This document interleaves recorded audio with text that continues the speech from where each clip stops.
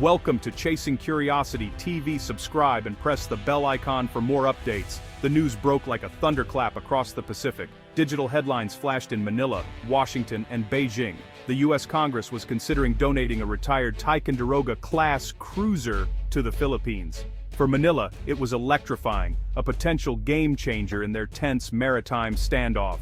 The Philippine Navy, long reliant on aging ships, suddenly faced the prospect of commanding a behemoth of steel and firepower. Officers gathered around monitors, the name Ticonderoga spoken in excited tones. This wasn't just a ship, it was a symbol of American support. In Beijing, the mood was starkly different. Military planners saw provocation, a direct challenge to their territorial claims. The move threatened to complicate China's strategy of gradual expansion. In Washington, the proposal was more than foreign aid. It was a strategic chess move to bolster an ally without deploying troops. But donating a warship is no simple gesture. It requires training, maintenance, and a long-term commitment. The debate in Congress was fierce. Was this a wise investment in regional stability or a reckless gamble? The headlines had started a conversation that would echo around the world. The stakes were suddenly much higher. For the Philippines, it was a chance to shift the balance of power. For China, it was a red flag. For the U.S., it was a test of resolve and strategy. The fate of a single ship now carried the weight of regional security. The world watched, waiting for the next move. The steel giant was stirring and nothing would be the same. The U.S. Congress holds the power to transfer military assets, a decision that goes far beyond clearing out a naval yard. Donating a Ticonderoga-class cruiser to the Philippines would reaffirm the U.S.-Philippine Mutual Defense Treaty. It's a signal to both friends and foes. America's commitment is real. Congress must weigh the benefits of strengthening an ally against the risks and costs. The process is a complex dance of politics and procedure, requiring champions to argue its strategic merit.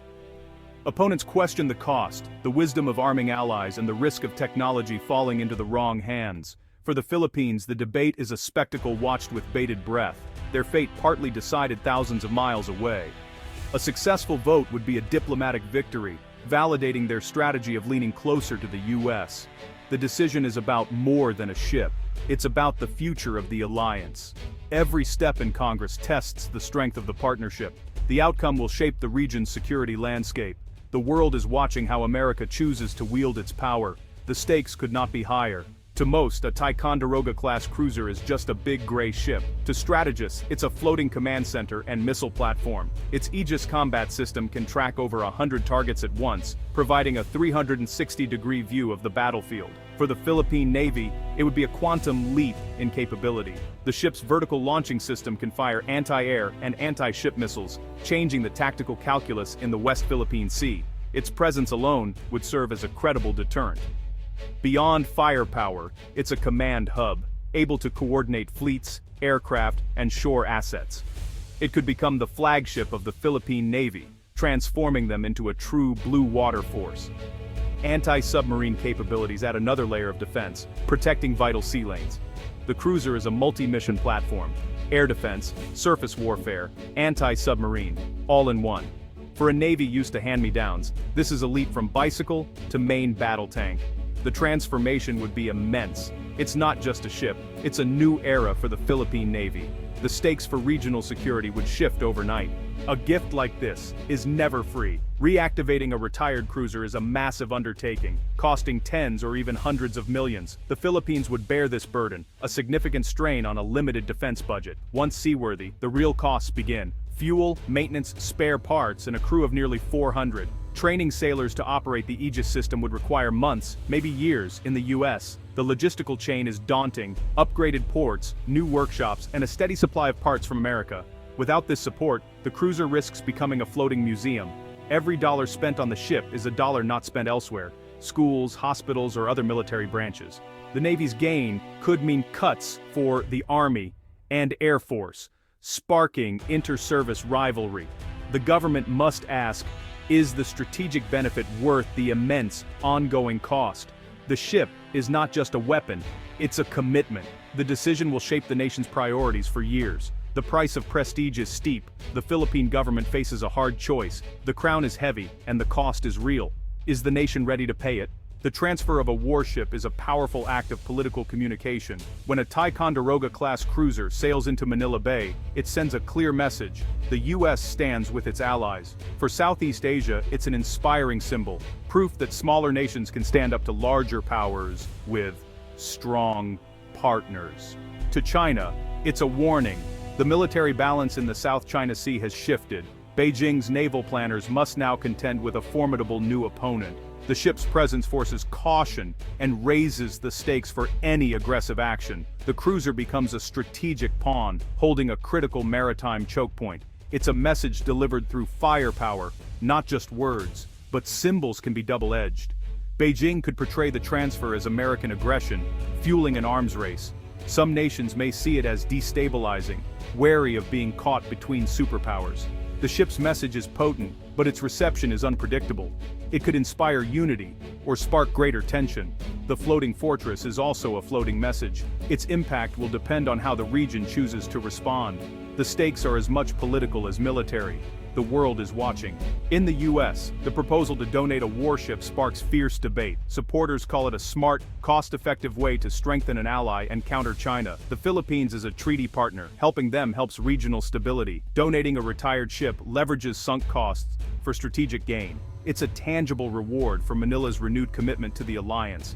The message to other allies: US friendship brings real benefits, but skeptics worry about the cost and commitment. Should US taxpayers subsidize another nation's defense? Even as a gift, the ship requires years of training and support. Some argue the cruiser should be scrapped, its parts recycled for the US fleet. There's also a risk. A powerful ship could embolden Manila, leading to escalation with China. The US could be drawn into conflict over a remote reef because of treaty obligations. Critics call it a strategic folly, risking entanglement for uncertain returns. The debate is about more than hardware. It's about America's role in the world. Is this generosity or a gamble? The answer will shape US strategy in Asia. The decision is as much about values as it is about ships. The world waits to see which argument prevails. For the Philippines, the offer is both tantalizing and daunting. The leadership must weigh the prestige and power of the cruiser against its crushing long-term costs. Accepting the gift is a calculated gamble, betting that strategic advantages outweigh financial burdens. The ship would provide credible defense and boost national confidence. But the defense budget is modest. Can it support such a vessel? The risk: a flagship that drains resources from the rest of the military. The decision is political, revealing the nation's ambitions. Is the Philippines ready to be a key regional player, or is the ship an unaffordable luxury? Manila's choice will show the world how it sees itself. The stakes are nothing less than the nation's future. The debate in Manila boils down to prestige versus practicality. The cruiser would bring immense national pride and elevate the country's status. It would strengthen diplomatic leverage and attract international cooperation, but the costs are staggering: fuel, maintenance, crew, and more. Critics argue the same money could buy dozens of smaller, more useful ships. The risk: all resources tied up in one asset, leaving the Navy vulnerable if it's out of action. The practical approach is a balanced fleet, not a single showpiece. The scales are unbalanced and the choice is fraught with peril. Prestige is tempting, but practicality may be wiser. The nation must decide which path to take. As of October 8, 2025, the fate of the cruiser is undecided. The proposal sits in Congress, debates rage in Washington and Manila. The ship waits in reserve, a ghost of steel and wire. Will Congress approve the transfer? Will Manila accept? The world watches, the stakes high for the Indo-Pacific.